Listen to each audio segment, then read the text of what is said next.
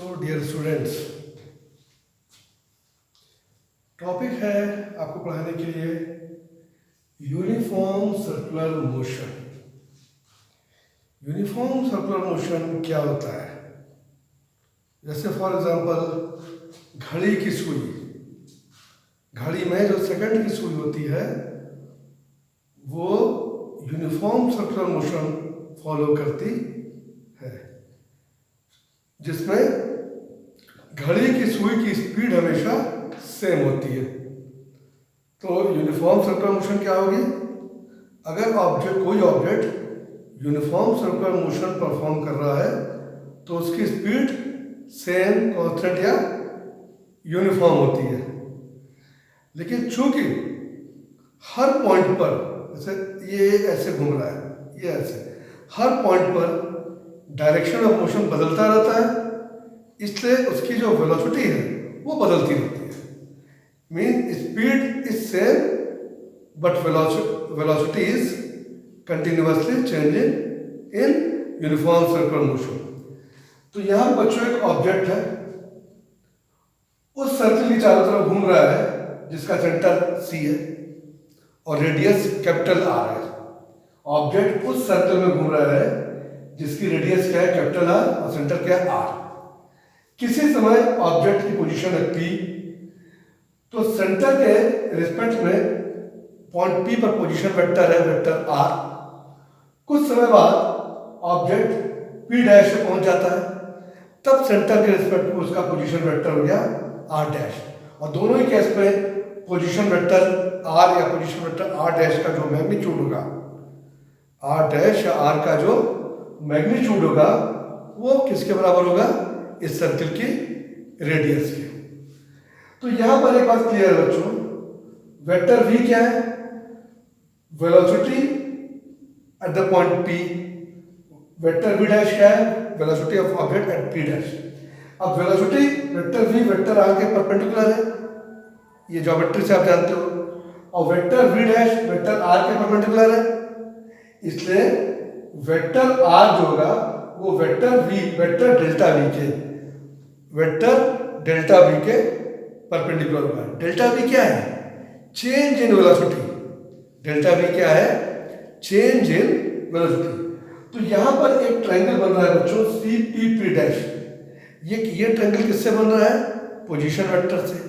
और इसी के इक्विवेलेंट यहां पर एक और ट्रायंगल बन रहा है जो कि वेलोसिटी वेक्टर से बन रहा है, और ये ट्रायंगल है जी एच आई। ये एंगल है जी एच आई, ठीक है।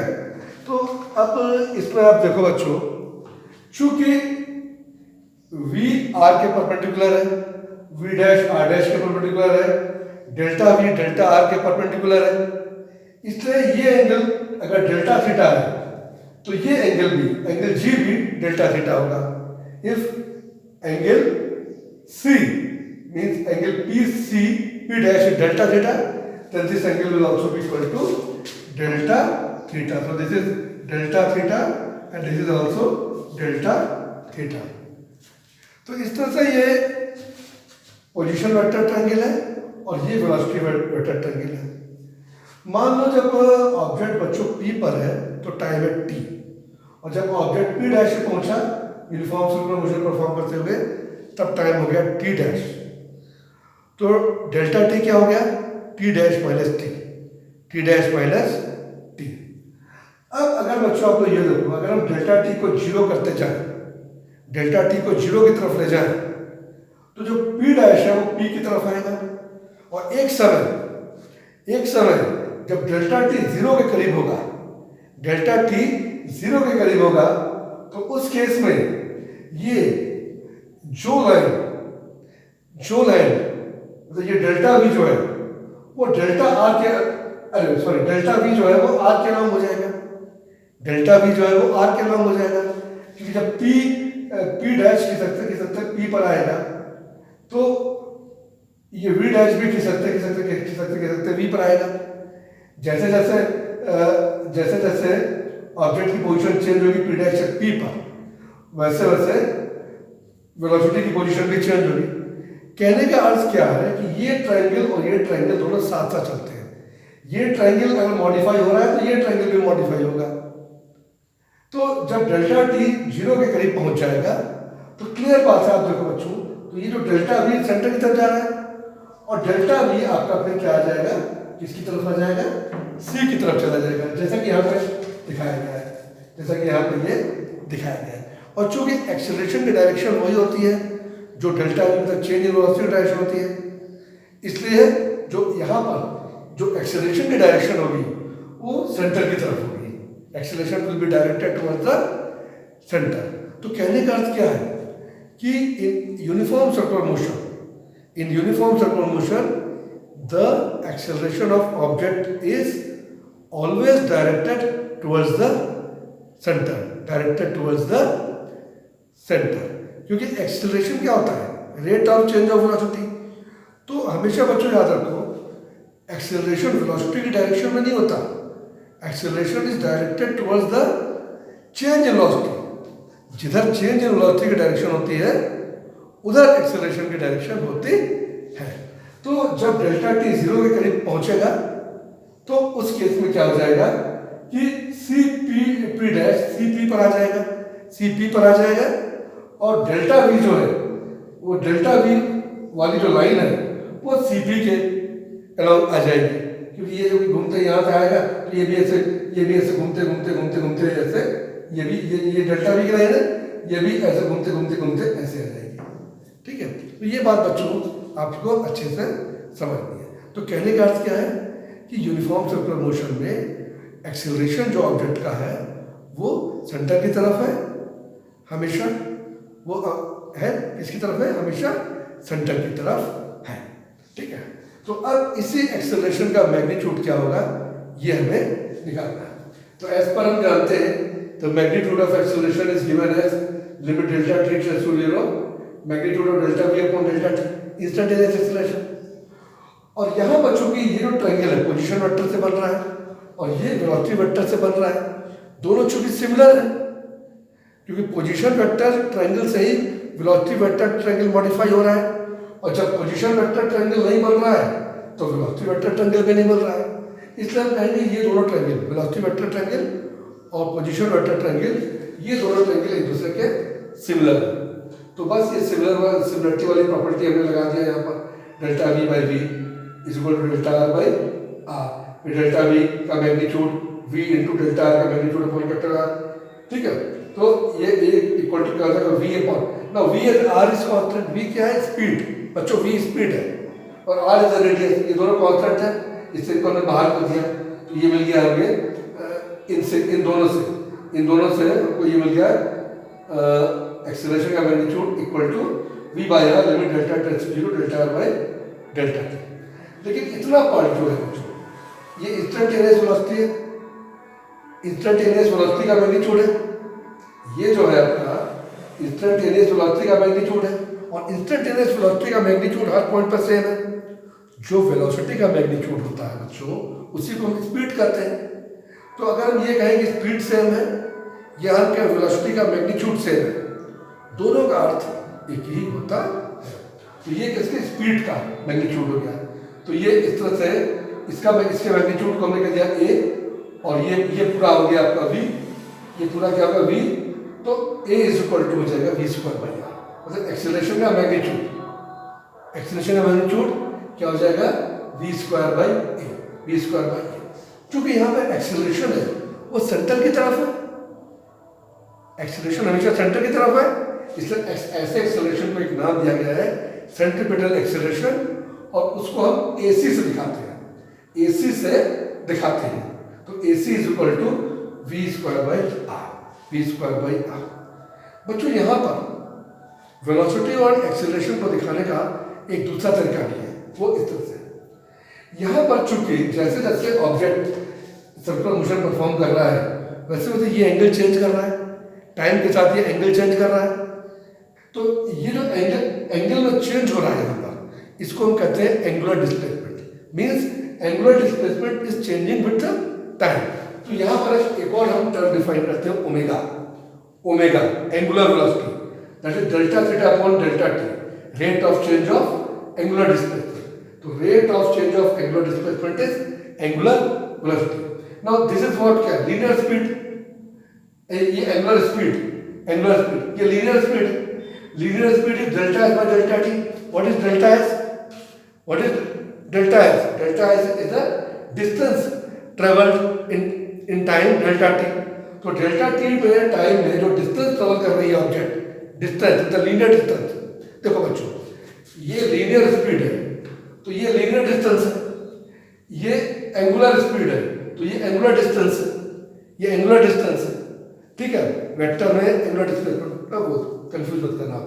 तो linear distance upon time, sorry angular distance upon time, और वी क्या हो गया, linear distance upon time, linear distance upon. लेकिन हम जानते हैं कि अगर डेल्टा टी जीरो की तरफ जाएगा, डेल्टा टी जब जीरो की तरफ जाएगा तो हम कह सकते हैं कि ये जो आर्क लेंथ है, ये आर्क लेंथ पीपी डैश के बराबर होगी लगभग। कब? जब डेल्टा टी जीरो की तरफ जाएगा तो ये पीपी डैश, ये जो आर्क है, ये पीपी डैश के लेंथ के लगभग बराबर होगी, और उसी हिसाब से एंगल को डिफाइन करते हैं। Angle is equal to arc upon radius, angle is equal to delta theta, that is angle, delta theta is equal to delta theta, angle is equal to arc upon radius. तो है ना, delta theta is equal to delta S by R. So from 1, 2 and 3 we get v is equal to r omega, the relation between linear speed, radius and angular speed। तो omega के terms में हम centripetal acceleration लिख सकते हैं omega square R, omega square R. अच्छा, अब ध्यान दो बच्चों, एक और बात, एक चक्कर जाने में ऑब्जेक्ट मान लो पी से चल रहा है और पूरा एक चक्कर लगाने के बाद पी पर फिर वापस आ गया, तो जो सर्कुलर डिस्टेंस, जो टोटल डिस्टेंस चलेगा वो होगी 2 पाई आर, और उस 2 पाई आर चलने में अगर टाइम लग रहा है टी, तो स्पीड, ऑब्जेक्ट की स्पीड हो जाएगी 2 pi R by T, 2 pi R by capital T. और कैपिटल टी क्या होती है? Time period, the time taken in one revolution, तो एक रिवॉल्यूशन में ऑब्जेक्ट जो है यहाँ पर 2 पाई आर डिस्टेंस जा रहा है, और 2 पाई आर डिस्टेंस में टाइम कितना लग रहा है, टी लग रहा है, तो स्पीड हो जाएगी 2 pi R by T, speed is equal to distance upon time. But 1 upon time period is what? Frequency क्या होता है? Number of revolutions per unit time, या number of revolution per second. एक सेकंड में कितने revolution perform कर रहा है, इसे हम कहते हैं फ्रीक्वेंसी। तो frequency is equal to 1 by time period. यहाँ हमने फ्रीक्वेंसी को दूसरे ग्रीक लेटर से दिखाया है, जिसको हम कहते हैं न्यू, NEW स्पेलिंग में कह सकते हो आप उसको, बट NEW आप लिखोगे नहीं, आप कहोगे न्यू। तो nu is equal to 1 by T, frequency is equal to 1 upon time period, so 1 by t is equal to nu.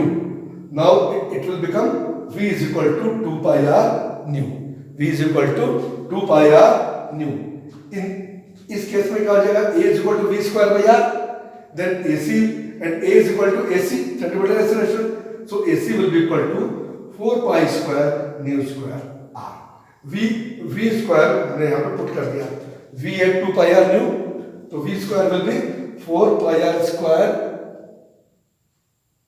nu square r square, 4 pi r square nu square r square, तो एक r से cancel हो जाएगा and it will become 4 pi square nu square r square। So this is all about uniform circular motion. So what are the learning points in that? In uniform circular motion, the speed of object is always same and acceleration is centripetal and which is always directed towards the center, and magnitude of this acceleration is given as v square by r। v is what? Speed of object, r is what? Radius of circular path। ठीक है बच्चों, तो ये इस तरह से फिर आपने क्या पढ़ा, the relation between linear speed v and angular speed omega, which is equal to v is equal to r omega, Now, in terms of omega, omega के term में क्या होगा? This centripetal acceleration is equal to omega square r. Omega square r. Now, linear distance. Now, the distance traveled by object in one revolution, which is equal to 2 pi r. So, its speed is equal to 2 pi r by t. T is what? Time taken in completing one revolution. एक revolution में लगा समय. So it will become 2 pi r nu. This is what? This is nu. And nu is what? Nu. Frequency. But frequency is 1 by time period. Frequency is 1 by time period. So 2 pi r by t becomes v is equal to 2 pi r nu. V is equal to 2 pi r nu. So AC will be equal to 4 pi square u square r. So this is about the uniform circular motion. So dear students, I hope, मुझे आशा है कि ये आपको अच्छे से समझ में आ गया होगा और आप इसको और अच्छे से समझने के लिए इस वीडियो को बार बार देखिए और बार बार समझने की कोशिश कीजिए. बस इसमें भी एक बात का आपको ध्यान देना है कि एक्सेलरेशन की डायरेक्शन का किधर होती है? जिधर चेंज इन वेलोसिटी की डायरेक्शन होती है. अच्छा, एक इंपॉर्टेंट बात और बच्चों, एक्सेलरेशन हर पॉइंट पर एक्सेलरेशन की डायरेक्शन बदलती रहती है ना. लेकिन एक्सेलरेशन हमेशा सेंटर की ही तरफ इंगित करता है. एक्सेलरेशन जैसे अभी एक्सेलरेशन डायरेक्शन इधर है, जब ऑब्जेक्ट जाएगा तो इधर हो जाएगी, जब ऑब्जेक्ट इधर है तो इधर हो जाएगी, ऑब्जेक्ट इधर, लेकिन हमेशा सेंटर की तरफ ही होगी. हमेशा सेंटर की ही तरफ एक्सेलरेशन की डायरेक्शन होगी. एक्सेलरेशन की डायरेक्शन हर पॉइंट पर बदलती रहेगी, लेकिन वो सेंटर की तरफ ही होगी. इसलिए हम एक्सेलरेशन को कांस्टेंट वेक्टर नहीं कह सकते, है ना. ठीक है, तो हम ये कह सकते हैं कि acceleration is uniform. The magnitude of acceleration is uniform. Magnitude is uniform. Magnitude उसका सेम है, क्योंकि मैग्नीट्यूड क्या है? v square by R. v हमेशा सेम है, r हमेशा सेम है, तो ये मैग्नीट्यूड सेम है. लेकिन जो डायरेक्शन है एक्सेलरेशन की हमेशा बदलती रहती है, लेकिन वो फिर भी वो हमेशा सेंटर की तरफ ही रहती है. तो इसलिए यह सेंट्रीपिटल एक्सेलरेशन. और बच्चों बात जान लो, और एक इंपॉर्टेंट बात, सेंट्रीपिटल एक्सेलरेशन की बात हम सिर्फ यूनिफॉर्म सर्कुलर मोशन में करते हैं, न कि किसी और सर्कुलर मोशन में, जैसा कि हम आगे आपको बताया जाएगा. तो please remember, centripetal, the concept of centripetal acceleration is in uniform circular motion, है ना. और दूसरे सर्कुलर मोशन में क्या है कि सेंट्रीपिटल एक्सेलरेशन तो रहता है, साथ में दूसरे एक्सेलरेशन भी मौजूद होते हैं, इसलिए वहां पर टोटल एक्सेलरेशन हो जाता है. ठीक है, but in uniform circular motion there is only centripetal acceleration. So thanks for watching this video.